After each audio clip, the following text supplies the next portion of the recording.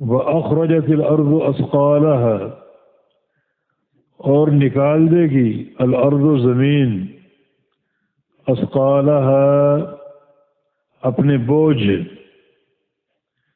اثقال ثقل کی جمع، اثقال ثقل کی جمع، وَأَخْرَجَتْ اور نکال دے گی الارض زمین، اثقالها اپنے بوجھ۔ اسی سے انسانوں اور جنوں کو ثقلین کہتے ہیں، ثقلین تثنیہ کے صیغے کے ساتھ۔ اور جب کوئی زمین کے اوپر انسان چلتے پھرتے ہیں تو وہ ثقل علی الارض کہلاتے ہیں، ثقل علی الارض۔ اور جب زمین میں دفن ہو جاتے ہیں تو وہ ثقل للارض کہلاتے ہیں، زمین کے لیے بوجھ۔ اور جب چل پھر رہے ہوتے ہیں تو زمین کے اوپر بوجھ۔ یہاں پر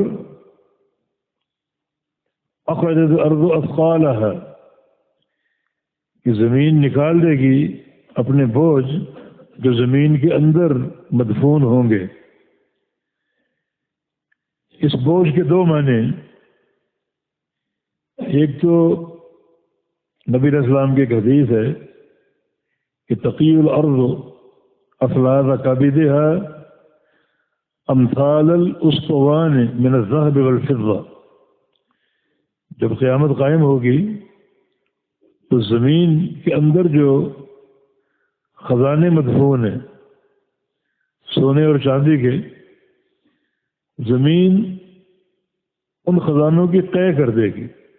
جس طرح انسان قے کرتا ہے تو پیٹ کی ساری چیزیں باہر نکل آتی ہیں، اس طرح گویا زمین ان خزانوں کی قے کر دے گی۔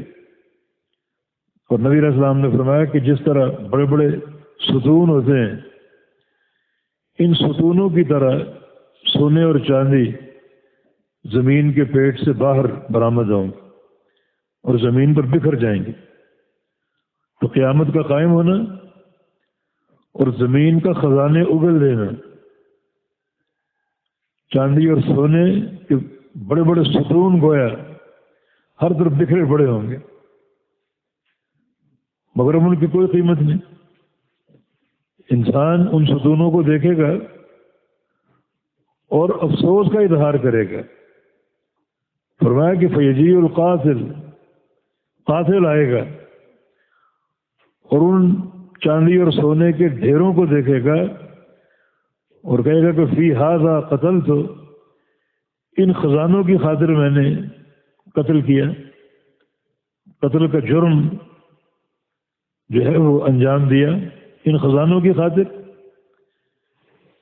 اور یجیء القاطع، قاطع الرحم، رشتوں کو توڑنے والا آئے گا اور کہے گا فی ھذا قطعت الرحم، اس مال کی خاطر میں نے دنیا میں رشتے توڑے، جس کا قیامت کے دن خمیازہ بھگتنا پڑے گا۔ اور چور آئے گا اور کہے گا فی ھذا سرقت، ان کی خاطر میں نے چوری کی، اور آج یہی خزانے ڈھیروں کی شکل میں بکھرے پڑے ہیں اور کوئی ان کی قدر و قیمت نہیں ہے۔